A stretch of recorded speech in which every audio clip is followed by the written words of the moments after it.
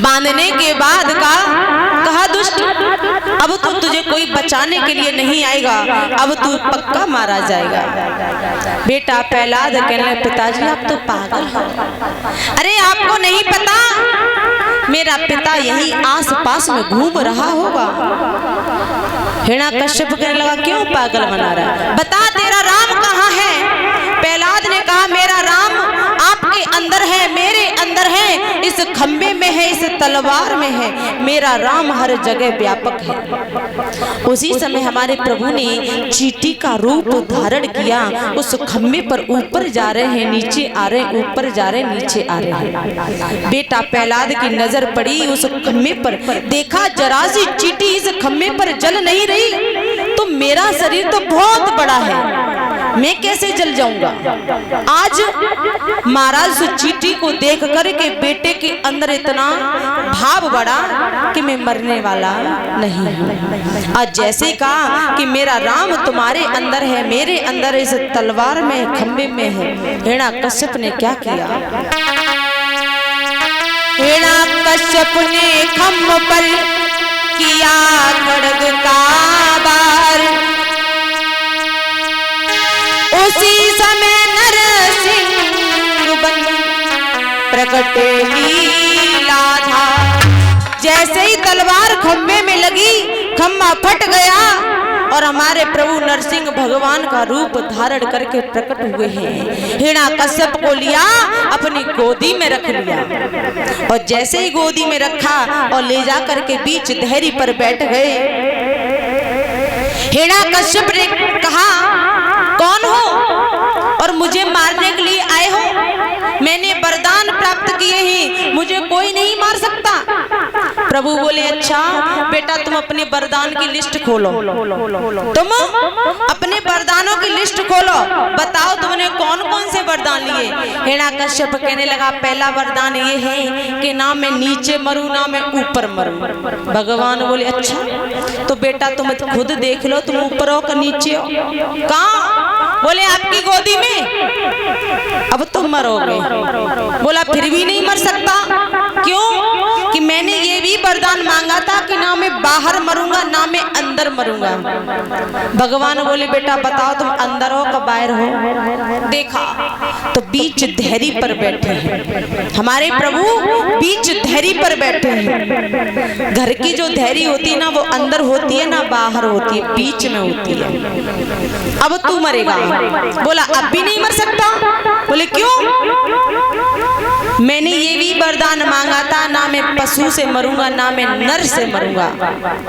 भगवान कहने लगे, अच्छा तू पहले मुझे पहचान करके बता कि मैं नर हूँ कि पशु हूँ, पहचान कर। हिरण्यकश्यप मुख से देख रहा है, पता नहीं चल रहा कि नर है कि पशु है। सारा शरीर मनुष्य के जैसा है और ये मुख है शेर के जैसा है, शरीर पर बाल है, ना तो पशु समझ में आ रहा है ना तो नर समझ में आ रहा है। बोला फिर भी नहीं मर सकता।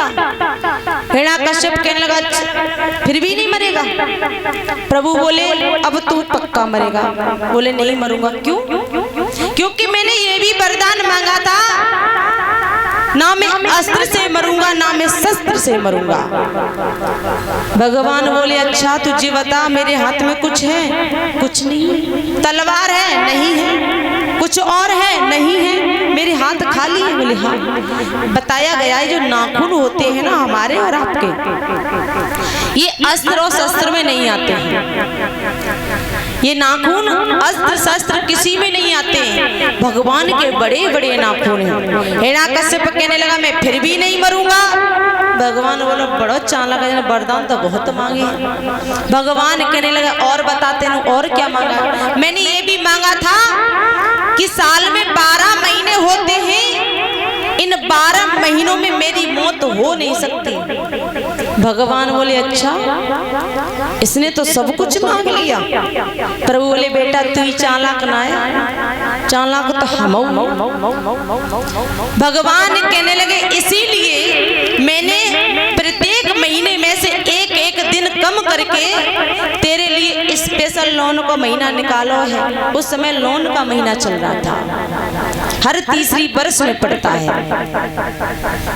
हर तीसरी वर्ष में पड़ता है ये लोन का महीना। उसी समय कहने लगा हिरण्यकश्यप मैं फिर भी नहीं मरूंगा। बोले अब काय की कमी है?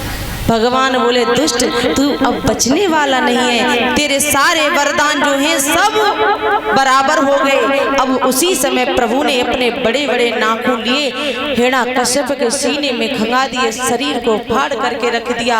अंदर से जो अंतड़ियां थी निकाल करके फेंक रहे हैं, चीख रहे हैं, चिल्ला रहे हैं, हिरण्यकश्यप को मार दिया। बोली गोविंद भगवान की, नरसिंह भगवान की। आज उस दुष्ट को मार दिया। बेटा प्रहलाद से कहा बेटा क्या मांगना चाहते हो मांग लो। प्रहलाद कहने लगा प्रभु मुझे कुछ नहीं चाहिए। बेटा तेरे पिता ने तुझे बहुत सताया और फिर भी तू कहता है कि मुझे कुछ नहीं चाहिए। प्रभु बस इतना चाहिए कि मेरे पिता की मृत्यु ही है तो दुनिया के लोग ये ना कहें कि इसने अपने पिता को मरवा दिया। मेरे पिता को मोक्ष प्राप्त कर दो, मेरे पिता को वैकुंठ धारण करवा दो। आज उसी समय महाराज हमारे प्रभु ने कहा बेटा तेरे पिता को मैंने तो पहले ही मोक्ष दिला दिया, अब मोक्ष तेरे पिता को जरूरत नहीं है। जिस व्यक्ति को मैं अपने हाथों से मारता हूँ उसको वैकुंठ धारण होता है। उसी समय हमारे प्रभु ने नरसिंह भगवान ने बेटा प्रहलाद को एरच की राजधानी का राजा बनाया। बोली गोविंद भगवान की। इस तरीके से छोटे से बेटे ने भगवान को प्राप्त कर लिया। हम और आप मोह माया में लगे पड़े हैं। इस मोह माया के चक्कर में हमने और आपने अपना जो समय होता है, ऐसा नहीं है कि सारे दिन आप भगवान का ही गुणगान करते रहो। 2 मिनट 4 मिनट 5 मिनट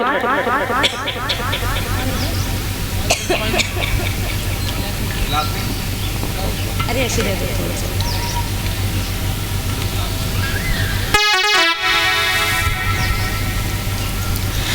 हम और आप अपने शरीर को इतना सजाते हैं महाराज। क्यों? इस शरीर को इसलिए सजाते हैं कि शरीर को कोई देखे अच्छा बताए, इस शरीर में से बदबू ना आए। हम और आप इस शरीर की कितनी सेफ्टी करते हैं और ये शरीर जब मर जाता है तो शमशान में ले जा करके महाराज को पल की देर भी नहीं लगती, राख हो जाता है।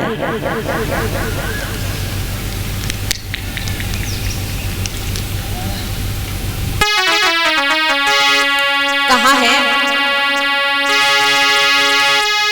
आरे कड़त प्राण काया कैसे रोई, आरे कड़त प्राण काया कैसे रोई, और छोड़ चलो निरमोई। परीक्षित महाराज मैंने तो जानी काया संग चलेगी, ताई से मली मली धोई। मैंने तो जानी काया संग चलेगी।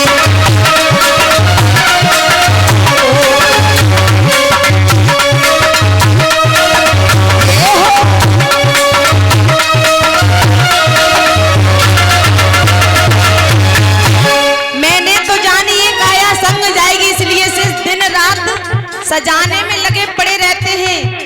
हमारे परीक्षित हमारा तो शीशा के आगे ठहरे ही रहते।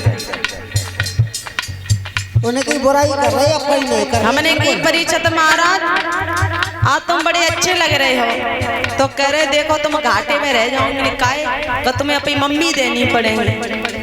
हमने काय को मरे जा रहे हो, तुम लेवाई ले आओ, तुम्हें इतनी ज्यादा चिंता है तो घरे चले जाओ लेवाई ले आओ। सभी लोग बोले भजन है, सभी लोग माता में तालियां बजाते हुए